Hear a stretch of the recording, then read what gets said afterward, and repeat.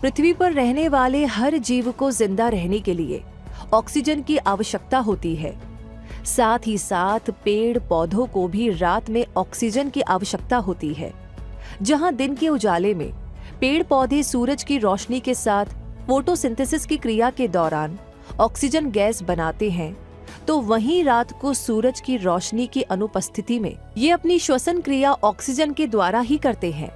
Oxygen की एक निश्चित मात्रा ही पृथ्वी को इस पूरे ब्रह्मांड में जीवन से भरपूर ग्रह बनाती है।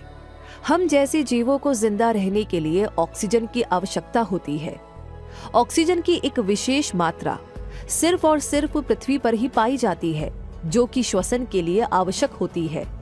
आपने सुना होगा कि अंतरिक्ष में ऑक्सीजन नहीं पाई जाती, तो आपके मन में सवाल उठता होगा कि बिना ऑक्सीजन के कारण किस तरीके से वहां पर एस्ट्रोनॉमर जिंदा रह पाते हैं।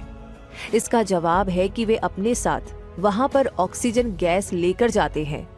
जब कोई एस्ट्रोनॉमर अंतरिक्ष में कदम रखता है तो वो एक विशेष प्रकार का स्पेस सूट पहनकर निकलता है, जिसकी पीठ पर 2 सिलेंडर बंधे होते हैं और इन सिलेंडर में प्राण वायु यानी कि ऑक्सीजन भरी होती है।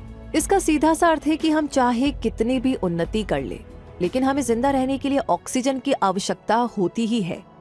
इसी ऑक्सीजन के कारण हमारे शरीर में भोजन के पाचन की क्रिया प्रारंभ होती है और हमें ऊर्जा मिलती है। अब सवाल ये उठता है कि हमारे जीवित रहने के लिए सबसे आवश्यक यह प्राण वायु ऑक्सीजन आई कहां से? क्या हमेशा से ये पृथ्वी के वायुमंडल में उपस्थित थी? तो इसके जवाब के लिए हमें जाना होगा पृथ्वी के शुरुआती वर्षों में। इस घटना का जवाब देने के लिए अनेक थ्योरी काम करती है। उनमें से एक थ्योरी का मानना है कि जब अरबों साल पहले ये डस्ट क्लाउड पावरफुल ग्रेविटी के कारण एक दूसरे से मिल रहे थे, तब पृथ्वी एक आग का गोला थी।